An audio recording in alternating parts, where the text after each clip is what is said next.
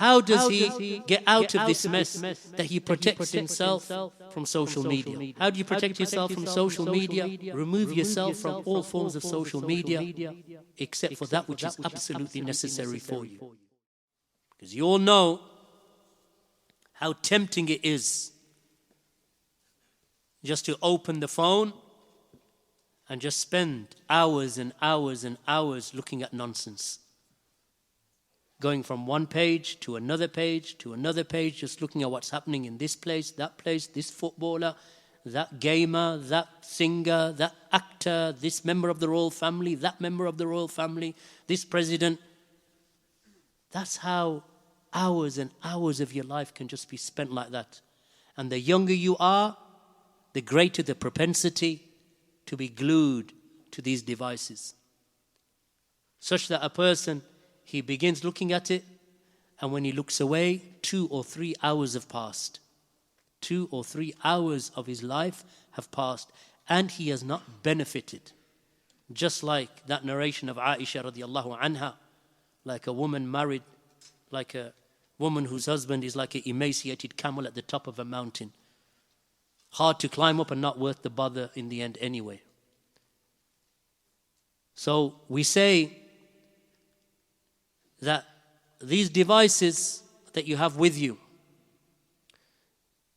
that you have to protect yourselves from being engrossed with them. And the younger you are, then the more likely you are to fall for the enticement of the mobile device and for social media, because they are predominantly aimed at younger people, because the audience is more captivating, and that's why much of what you see on there is aimed at young people, made by young people for young people, owned by old corrupt people. So beware, barakallahu feekum, that it is something that is engaging, because the eyes are drawn to it. The way that they design them, that you finish one video and a second video starts on the back of it immediately. That is connected to what you've already watched. So then you think, well, the last one was only 2 minutes. This one's only 2 minutes. Then that finishes, and then it goes to the next one. These are things that they build into these devices. They're built in so as to keep the young people addicted. And then imagine when it comes to this idea, this thing about developing the mindset of the shabab and the youth. So they will direct you towards that which they want for you. So these platforms and these social media companies, that when they design the material that they design, like for example TikTok or Facebook or YouTube and so on, that one leads you to the next so that you remain glued. And all of this is going through the eyes and sinking. It's affecting the minds, affecting the thinking, the thought processes, affecting the hearts. So then you begin to love what you're watching. Then you become more engrossed because they want you to join. You are part of a community now. So most youth today, I don't even say some, most of the youth today have more online friends than they have real friends. They have more friends that they have not met than friends that they have met, if you can call them friends. And that is a problem, because that has never been the case in the history of humanity. In the last 10 years, that's all it is. We have shifted from a society where contact used to be person to person, speech, talking to a person that you can see in front of you, that benefits you and you benefit him. Now that has changed such that the community around you is smaller than what you have online. And your engagement with them is more than people, most youth. We used to say, well, some of the youth, or a minority of the youth. Nowadays, most of the youth have a greater engagement with acquaintances online than they do acquaintances in real life. And that is a sad situation, because that means that those who have an influence, and that's why you have this, this idea of social influences and social influencing. There's a reason. Advertising is done to influence you. Whatever you see on social media is to influence you. And you have social media influencers. It is like a career choice for many people. There was a survey done not long ago where youth from the age of about 14 up to 18 were asked, what do you hope to do in your career? And in one survey, the majority of those who were interviewed said a career choice for them was to become a social media influencer. So they see this as a career for them, that they want to be. They don't know anything. They have no ilm. So how do they become influencers? What they mean by influencers is that basically they want to be entertainers. Because now you don't have to go through acting school anymore. You don't have to go through BBC or ITV or some of these big channels that used to be around in the old days. Now you can make your own channel that is more popular than maybe even some of the official media channels. And you find that happening. So the youth are attracted to that. But where's the benefit in terms of their spirituality? Where's the benefit in terms of their nearness to their Lord and Creator? Where's their rectification in their morals and manners and behavior and conduct? Where does that come from? Because everything is open-ended. Because influencers are influencers. They're the ones who influence others. They're the ones who make the theories. They're the ones who make the ideas. They're the ones who tell you what's good for you as men. They're the ones who tell you what's good for you as women, or in between the two, or neither of the two, depending on what they're trying to influence you with. So how does a Muslim or any person who has traditional values and loves to return back to those traditional values, how does he get out of this mess that he protects himself from social media? How do you protect yourself from social media? Remove yourself from all forms of social media except for that which is absolutely necessary for you. And as far as I can see, if you have a Twitter account where you are following some of the masajid and marakiz and mashayikh of Salafiyya, that's all you need. From there, you go to their websites. So from there, for example, if you want to know, what's the latest article that Sheikh Abu Iyad has written, you follow the Twitter account and it will take you to his article. Now you've gone from there to something that is wholly owned by a Salafi or by Salafis.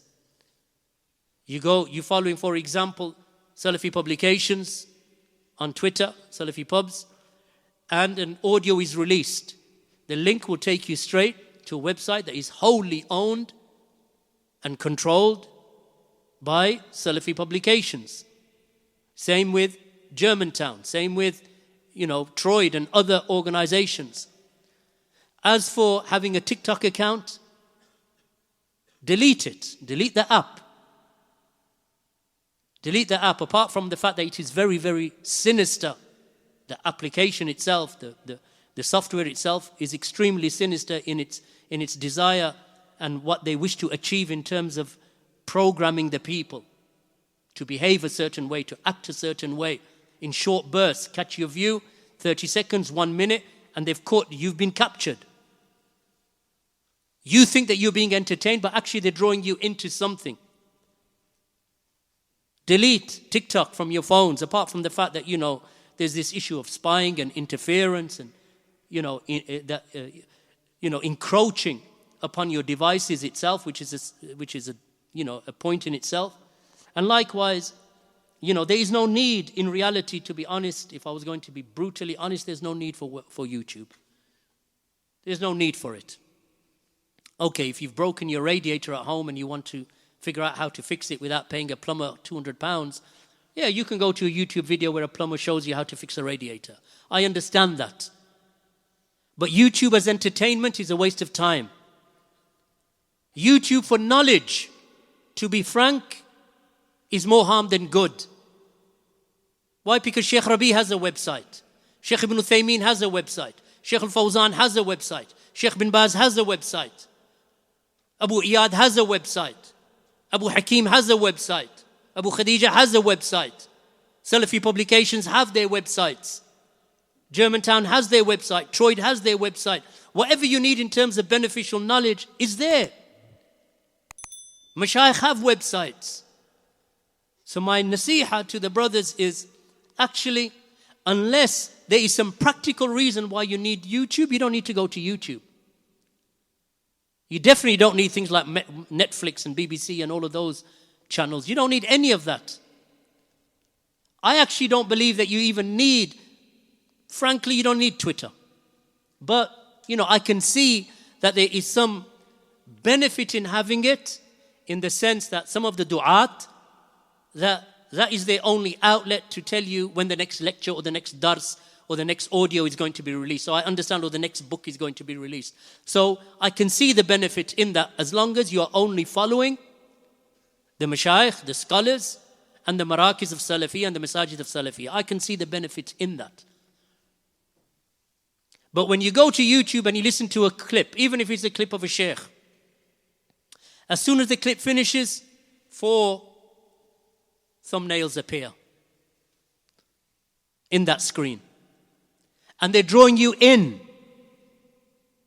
They're drawing you in. And then on the side, they've already figured out through algorithms what's the kind of thing that you are interested in.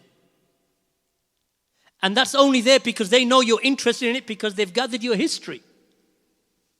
So you say, well, I don't really bother with that. They can't, they can't get over, they can't get through to my mind. But they've already done it, because through your behavior on YouTube, they've already figured out what you like and what you don't like. So for example, if you are trying to fix the wiring in your house and you looked at 20 wiring videos, because you think that you can do your own wiring. So now when you look at the columns on the side, it's all about wiring, electricians, Screwfix and B&Q and all of these kind of things. That's what, because they know they're following you. When you leave YouTube and you go somewhere else looking for some shoes, so you go to a website, you're looking for shoes, and on the side you see Screwfix, cheap radiators, cheap wires, cheap. Why? Because it's following you through. The account that you're using and the device that you're using is monitoring your behavior. Right? Because they know what you want. Sometimes you could be talking to your family about going on holiday. Well, I think we should go to Wales next week. So you're checking your email, and it's got holidays in Swansea. You think, oh, we were looking for that. That's a bit of a coincidence. It's not a coincidence. Devices are listening to you. They're picking up keywords, because that's how things are right now. So if that's how it is for them to entice you and to draw you in, imagine how easy it is for a youth to be drawn in who watches TikTok constantly and YouTube. Drawing him in. Right? So he becomes a recluse. To him, he's a socialite. Why is he a socialite? Because I've got 600 friends online. So to him, he's socially active. I've got loads of friends. He's never met any of them. But to him, he's got loads of friends. He's got, huge friend base. So his mother thinks, oh, my son, he doesn't talk to me, father, he doesn't talk to me. I don't know what's wrong with him. He's become a recluse. I wonder if he's got jinn. Maybe he needs ruqyah. Maybe he does. But he's not actually a recluse. To him, he's actually a socialite. Because there's 600 people who know him, and maybe 2,000 that follow him. And he's always uploading the latest image of himself. Here's my new haircut. Here's my, I went to Costa Coffee and so on. Here's me in Starbucks. Here's my new Nikes, and look at my foot. And, this is what they do. But the problem with that is that, at some stage, it's kind of like a bit light-hearted and tongue-in-cheek, but actually underlying it is something that is very serious. And that is that you will not be successful. Not in your deen, not in your dunya, not in your honor. Because there's no benefit in them, or the benefit in them is very minimal. So get rid of, if you want to do something tonight, take your phones, delete TikTok and all useless social media applications. Delete them. If you need to go somewhere, go through the browser. Download a VPN so that it's hard for them to follow you and figure out what you're doing. One day they think you're in America, next day they think you're in Canada, third day they think you're in South Africa.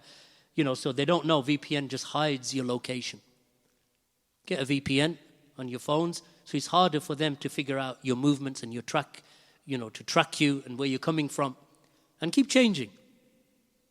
So now you're a moving target, so they can't algorithm you so easily.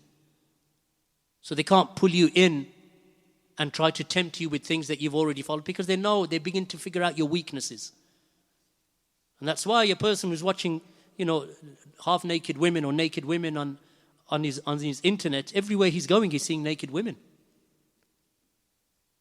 So it's drawing him into sin, just like a gambler. So these things become addictive.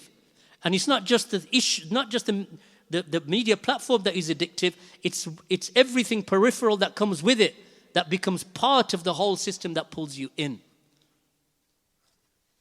So you have to think about, your future, your children's future. You're a married man and doing that. Married men, you got 2 kids and you're all day long, you're not doing anything beneficial.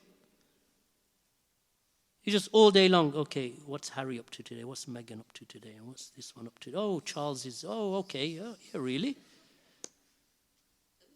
That's what it's all about. And that's possibly if you want to say, the least of the problems. Because it becomes worse, because then it begins to draw you in as an individual into some of the, rebellious, because in the 70s and 80s and 90s, if you wanted to rebel, I'm just talking about the average Brit, you'd become a mud, a punk, a rocker. These were just some of the genres of that age. You'd become a Rasta even. You have white people walking around with dreadlocks and so on, because that was rebellion. Or you'd become a biker. So you walk around with a leather jacket and you got a big bike because you want to rebel against your parents. So most kids grow out of it. They between the ages of, let's say, 15 up to about 19, then they enter into an apprenticeship. They say, oh, you know what, I've got to get a job now. And I can't go to work with these silly clothes on and purple hair. So they go back to normality. Why? Because all they have to do is cut their hair and it's gone. Rebelling today is to sex change, hormone treatment. So now you want to rebel against society. So now they want to, so a boy or a girl will come along and say, well, I'm going to change my sex. But the problem with that is that now you have to take hormone treatment, surgery.